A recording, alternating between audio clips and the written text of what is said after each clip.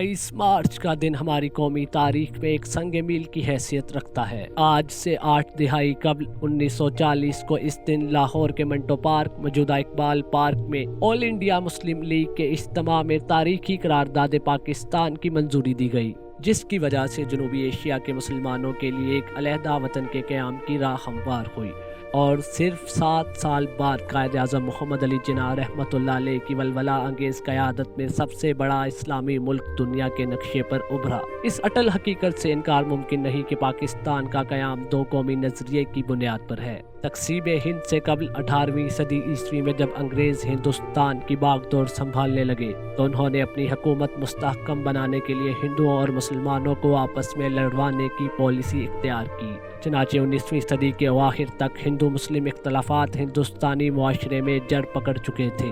इससे कबल सर सैयद अहमद खां भी कह चुके थे कि हिंदुस्तान में 2 अक़वाम आबाद है। तारीख इस बात की शाहिद है कि मोहम्मद बिन कासिम से लेकर बहादुर शाह जफर तक तकरीबन 1000 साल तक मुसलमान बरे सगीर पर हुक्मरान रहे। इस 1000 साला मुद्दत के दौरान उन्हें कभी किसी गैर का महकूम होकर जीना नहीं पड़ा था, लेकिन इसके बाद का अरसा उनके लिए इंतहाई जिल्लत और बेचारगी का दौर बनकर आया। उनके हाथ से हुकूमत और फरमा रवाई ही नहीं बल्कि सब कुछ छिन गया। उनका मजहब, अकीदा, तहजीब व सकाफत, तमद्दुन व सियासत, गर्ज ये कि हर चीज़ खतरे में पड़ गई। और जब ये तय हो गया कि हिंदुस्तान का हर फर्द अंग्रेज़ों के तसल्लुत से मुकम्मल आज़ादी चाहता है तो कायद आज़म ने संजीदगी से मुसलमानों के मुस्तकबिल का मसला उठाया। वो जानते थे कि हिंदुस्तान की आज़ादी करीब आ रही है, लिहाजा अब ये भी तय हो जाना चाहिए कि आज़ादी से हिंदुस्तान में मुसलमानों की हैसियत क्या होगी। इसी ख्याल के पेश नज़र इन्होंने 1928 में 14 नकात पेश किए जिनसे मुसलमानों को अपने मुस्तकबिल से मुतल्लिक इत्मीनान हो सकता था, लेकिन मोतीलाल नेहरू ने इन्हें यकसर मुस्तरद कर दिया।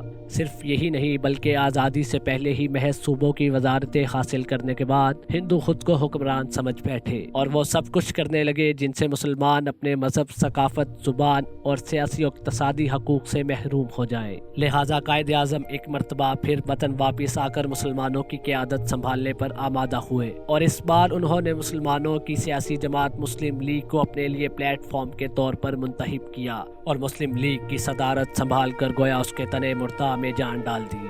ऑल इंडिया मुस्लिम लीग का 27वां इजलास जब जिंदा दिलों के शहर लाहौर में 22 ता 24 मार्च 1940 को मुनक्किद करने का फैसला किया गया तो कायद आज़म मोहम्मद अली जिन्ना ने इजलास के बारे में पहले ही फरमाया कि मुस्लिम लीग का लाहौर का ये इजलास इस्लामी हिंद की तारीख में एक नए बाब का आगाज होगा। हमें इस इजलास में मुतअद्दिद नहायत अहम मामलात तय करने हैं। कायद आज़म मोहम्मद अली जिन्ना की सदारत में मुनक्किद होने वाले इस इजलास में वज़ीर आला बंगाल मौलवी फजलुल हक ने एक तारीख की करारदाद पेश की जिसे उस वक्त करारदाद लाहौर कहा गया, मगर हिंदू प्रेस ने उसे करारदाद पाकिस्तान का नाम दिया। जिन सहाफ़ती अदारों ने इस करारदाद को करारदाद पाकिस्तान का नाम दिया उनमें सरे फहरिस्त हैं प्रताप, मिलाप, ट्राइब्यून और दीगर हिंदू अखबारात जिन्होंने करारदाद लाहौर को करारदाद पाकिस्तान का नाम दिया और यही नाम मशहूर हुआ। करारदाद पेश होने के बाद चौधरी खलीकुज़्ज़मान ने सबसे पहले इसकी हमायत की। उनके बाद मौलाना जफ़र अली खान, सरदार औरंगज़ेब खान, सर हाजी अब्दुल्ला हारून, नवाब इस्माइल, काजी मोहम्मद ईसा और बेगम मौलाना मोहम्मद अली जौहर ने इसकी हमायत की। जिन्ना ने हिंदुस्तान के सियासी हालात और मुसलमानों के मौक़िफ़ के बारे में अपनी कीमती तबसरों का बजा तौर पर इजहार फरमाया। इस मौके पर कायद आज़म ने फरमाया, हिंदुस्तानी मसला फ़िरका वाराना नहीं बल्कि बैनुल अक़वामी है। इस हकीकत को तस्लीम किए बगैर कोई आइन नहीं चल सकता। हिंदुस्तान के मुसलमान ऐसे आइन को कबूल नहीं करेंगे जो उन पर हिंदू अक्सरियत की हुकूमत कायम करे। अगर हिंदू और मुसलमानों को एक जमहूरी निज़ाम के तहत रखा जाए तो इसका मतलब हिंदू राज होगा। 22 मार्च से 24 मार्च 1940 तक ऑल इंडिया मुस्लिम लीग का सालाना इजलास मंटो पार्क लाहौर में मुनक्किद हुआ। ये सेशन तारीखी साबित हुआ। ये सेशन 22 मार्च से 24 मार्च 1940 के दरमियान मंटो पार्क यानी इकबाल पार्क लाहौर में मुनक्किद हुआ। खुतबा इस्तकबालिया नवाब सरशाह नवाज ने दिया। स्टैनली वॉलबर्ट के मुताबिक ये वो लम्हा था जब हिंदू मुस्लिम इत्तेहाद के साबिक सफीर जिन्ना ने खुद को मुकम्मल तौर पर पाकिस्तान के अजीम रहनुमा में तब्दील कर دیا تھا۔ اس اجلاس میں مطالبہ کیا گیا کہ ہندوستان کے شمال مغربی اور مشرقی خطوں کے مسلم اکثریت والے علاقوں کو یکجا کر کے آزاد مملکت کی تشکیل ہونی چاہیے۔ اس تاریخی اجلاس کے صدارتی خطبے میں قائد اعظم نے فرمایا، حقیقت یہ ہے کہ اسلام کے قومی تصور اور ہندو دھرم کے سماجی طور طریقوں کے باہمی اختلاف کو محض وہم و گمان بتانا ہندوستان کی تاریخ جھٹلانا ہے۔ 1000 سال سے ہندوؤں اور مسلمانوں کی تہذیب ایک دوسرے سے جدا ہے۔ دونوں قومیں آپس میں میل جول ضرور رکھتی چلی آئی ہے، مگر ان کے اختلافات اسی پرانی شدت سے موجود ہیں۔ ان کے مطابق یہ توقع رکھنا کہ وہ قومیں واحد بن جائیں گی قطعاً غلط ہے۔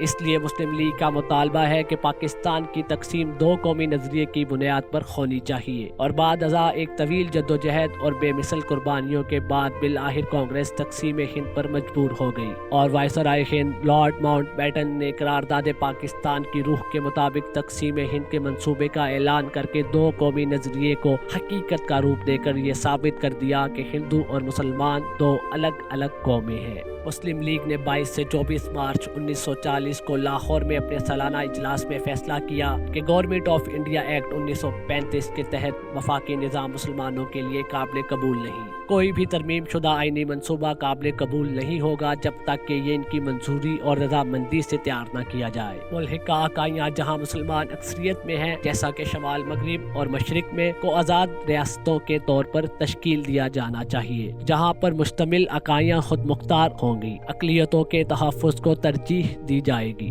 23 مارچ کو 1956 میں پاکستان کا پہلا آئین نافذ کیا گیا، جسے دوسری آئین ساز اسمبلی نے منظور کیا، جس نے پاکستان کو پارلیمانی نظام حکومت کے ساتھ ایک اسلامی جمہوریہ قرار دیا، جس میں جمہوری سیاسی نظام کی تمام بنیادی خصوصیات شامل تھی۔ چند سالوں سے 23 مارچ کو یوم جمہوریہ کے طور پر منایا جاتا تھا، تاہم 7 اکتوبر 1958 کو پہلے فوجی اقتدار کے نتیجے میں 1956 کے آئین کو ختم کر دیا گیا۔ اس تاریخ کو پھر صدر ایوب خان کے دور میں یوم پاکستان یا یوم قرارداد پاکستان کے طور پر منایا جانے لگا۔ قرارداد پاکستان کی یاد کے طور پر 1966 میں مینار پاکستان کی بنیاد رکھی گئی، جو 1968 تک مکمل ہوئی۔ 23 مارچ کو ملک بھر میں پریڈ، مختلف تقاریب کا اہتمام کیا جاتا ہے، جس میں ملک کے صدر، وزیر اعظم اور دیگر وزراء بطور مہمان خصوصی شامل ہوتے ہیں۔ مزار قائد اور مزار اقبال پر گارڈز کی تبدیلی ہوتی ہے۔ اس موقع پر وفاق میں 31 جبکہ صوبوں میں 21 توپوں کی سلامی دی جاتی ہے۔